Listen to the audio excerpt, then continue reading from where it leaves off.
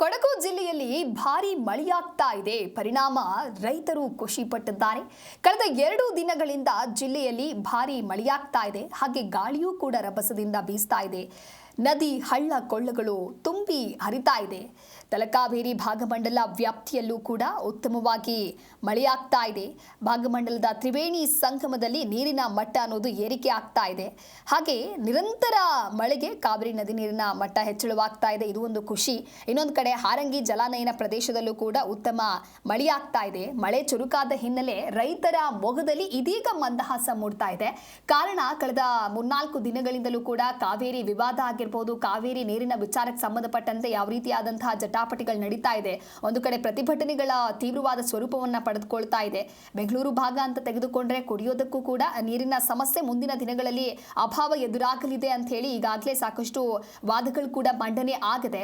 ಅದೇ ರೀತಿ ಕೊಡಗು ಜಿಲ್ಲೆಯಲ್ಲಿ ಭಾರಿ ಮಳೆ ಆಗ್ತಾ ಇರೋದ್ರಿಂದ ಈಗ ಒಂದು ರೀತಿ ರೈತರು ಕೂಡ ಖುಷಿಯಲ್ಲೇ ಇದ್ದಾರೆ. ಯಾಕೆ ಅಂತ ಹೇಳಿದ್ರೆ ಈ ವಿಚಾರ ಕರ್ನಾಟಕ ತಮಿಳುನಾಡು ಕಾವೇರಿ ವಿವಾದ ಅನ್ನೋದು ಇಂದು ನೆನೆಯದ್ದಲ್ಲ.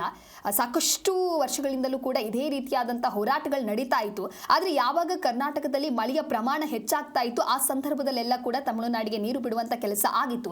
ಆದ್ರೆ ಈ ಬಾರಿ ಅಂತ ನೋಡಿದಾಗ ಮಳೆ ಕಡಿಮೆ ಆಗಿದೆ. ಮಳೆಯ ಪ್ರಮಾಣವೂ ಕೂಡ ಬಹಳಷ್ಟು ಕಡಿಮೆ ಆಗಿರೋದ್ರಿಂದ ಇನ್ನು ಕರ್ನಾಟಕ ಸರ್ಕಾರವೇ ಕೂಡ ಅಂದ್ರೆ ಮುಖ್ಯಮಂತ್ರಿ ಆಗಿರುವಂತಹ ಡಿ ಕೆ ಶಿವಕುಮಾರ್ ಅವರೇ ರೈತರಿಗೆ ಒಂದು ಮನವಿಯನ್ನ ಮಾಡ್ಕೊಳ್ತಾರೆ. ಕುಡಿಯೋದಕ್ಕೆ ನೀರು ಅಗತ್ಯ ಆಗಿದೆ. ಹಾಗಾಗಿ ಕುಡಿಯುವ ನೀರು ಬಳಕೆಗಾಗಿ ನಾವೀಗ ನೀರು ಉಳಿಸ್ಕೊಳ್ಬೇಕಾಗತ್ತೆ, ಸೇವ್ ಮಾಡಬೇಕಾಗತ್ತೆ. ಹಾಗಾಗಿ ಯಾವುದೇ ಕಾರಣಕ್ಕೂ ಕೂಡ ಜಲಾಶಯದ ನೀರನ್ನ ನೀವು ನಂಬಿಕೊಂಡು ಕೃಷಿ ಚಟುವಟಿಕೆಗಳನ್ನ ಮಾಡಬೇಡಿ ಅನ್ನುವಂತಹ ನಿರ್ಧಾರವನ್ನ ಸ್ವತಃ ಮುಖ್ಯಮಂತ್ರಿ ಅವರು ತಿಳಿಸಿದ್ದಾರೆ. ಆದ್ರೆ ಈ ಸಂದರ್ಭದಲ್ಲಿ ತಮಿಳುನಾಡು ಮಾತ್ರ ನಮಗೆ ನೀರು ಬೇಕೇ ಬೇಕು, ಅದರಲ್ಲೂ ಕೂಡ ಅವರು ತಮ್ಮ ರೈತರಿಗೆ ಅನ್ಯಾಯ ಆಗತ್ತೆ, ಕೃಷಿ ಚಟುವಟಿಕೆಗಳನ್ನ ಅವ್ರು ಮಾಡ್ಕೊಂಡಿದ್ದಾರೆ, ಅವರಿಗೆ ಸಮಸ್ಯೆ ಆಗ್ತಾ ಇದೆ ಅಂತ ಹೇಳಿ ತಮಿಳುನಾಡು ಮಾಡ್ತಾ ಇರುವಂತಹ ವಾದ ಇದು. ಒಟ್ಟಾರೆ ಇದೀಗ ಕೊಡಗು ಜಿಲ್ಲೆಯಲ್ಲಿ ಭಾರಿ ಮಳೆಯಾಗ್ತಾ ಇರೋದ್ರಿಂದ ಇನ್ನು KRS ಡ್ಯಾಮ್ನಲ್ಲೂ ಕೂಡ ಅಂದ್ರೆ ಒಳಹರಿವು ಹೆಚ್ಚಳವಾಗುವಂತ ಒಂದು ಹಿನ್ನೆಲೆಯಲ್ಲಿ ಎಲ್ಲೋ ಒಂದು ಮಟ್ಟಿಗೆ ರೈತರು ಕೂಡ ಇದೀಗ ಖುಷಿ ಆಗಿದ್ದಾರೆ.